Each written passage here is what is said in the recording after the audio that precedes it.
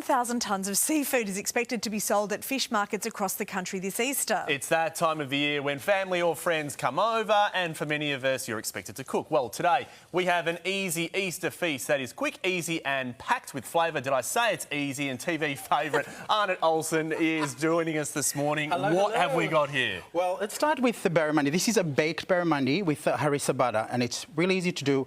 You basically mix in a bit of butter, harissa paste and a bit of salt. Yeah. And then that's it. And then that goes into your... You can do individual parcels or you can bake it as a whole. Yep. You'll just take a little bit of that, plop that on the top, pop it in the oven.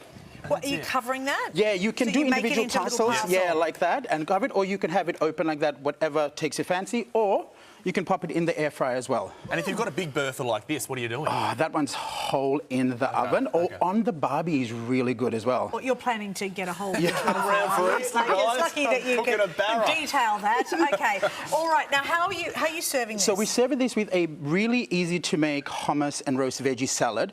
Now, this is great because you can roast all your veggies ahead. I've roasted this yesterday, popped it in the fridge, and when you're ready to assemble, you pop a little bit of hummus on a plate like that. Swirl it around with your spoon so it looks a bit fancy, and then basically we'll pop the roast veggies on the top of that. Can I just ask, how do you get your roast veggies looking so perfect? They're not burnt, but they're caramelised. Yeah, so you need it on about 180 on air. You need it on like the air thing. You don't want it sort of wet, and then it'll roast. Fan force. Yes. You put it fan force. And that's just salt. What, 180? 180 degrees. Salt and a bit of olive oil. That's it. There's nothing else on that. How long? Beautiful. About 15 minutes, just depends.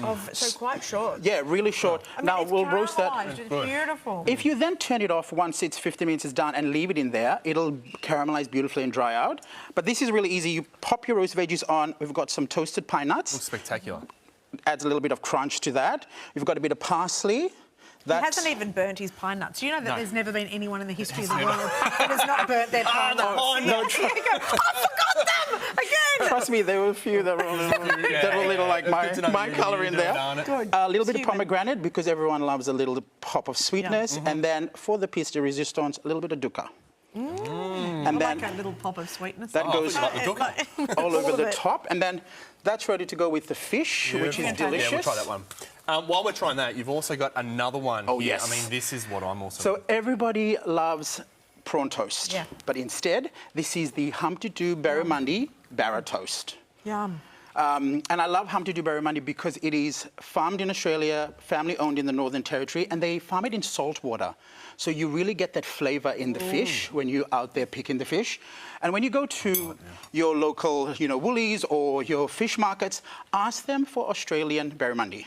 Yeah, okay. Because about 50% is Australian and then the other 50% is imported. So you definitely want to ask. Yeah, it's a good little... So that's really great because that's... It's got a kick in it. Yes, I've got some toasted mustard seeds. Yeah, that's a bit of sriracha and mayo. But it's got a toasted mustard seeds, bit of curry powder, and then that's added to whipped barramundi pieces, bit of tapioca starch, a little bit of salt, and egg white. And then you make it into a little paste, and then just rub that onto your bread. How do we know how to pick good seafood when you see it? So you want pinky, sort of reddish gills if you bind the whole fish, and the flesh needs to be firm to the touch. Like when you press in, it'll sort of won't bounce back slowly. And also the smell. Like you can really, when you're picking fish, you can smell it. You know when something... Arnott, if you can't get your hands on a barra though, could you do this with a... Yeah, you can use fish at home. Like if you can't get the whole barra, get the fillets, cut it up, whip it up, and then you'll make your little barra toast. And it's a good little one for the kids as well. Like, or if you're having a cocktail, little barra toast to go with it. Oh, it's very delicious. That is totally delicious. I love it how you keep on asking the details about the whole fish. Like you get a plan to do. I want to take this one home. Yes, well, if you want, you can. I'm flying to Melbourne after the show, so I'll put it in overhead. Well, we've got a little packet for you that you can take with you when you go instead. I just like to take Bertha. It's just Bertha. I'm just going to pop her up here if you don't mind. Your little baby with you. Arnott, we love it when you come in. Thank you. We love always make the most beautiful things. Yeah, it's stunning. Of course, you can find the recipes over on the Sunrise website, as well as more great ideas to cook with Humpty Doo Barramundi. Pick it up. Right, we're going to go. Take it. No, I mean, go do a plate with it because you're so tough. Like, no. Like just. I'm so sorry that I made him do that and you had to watch. All right, you're watching Weekend Sunrise. Our top stories this morning.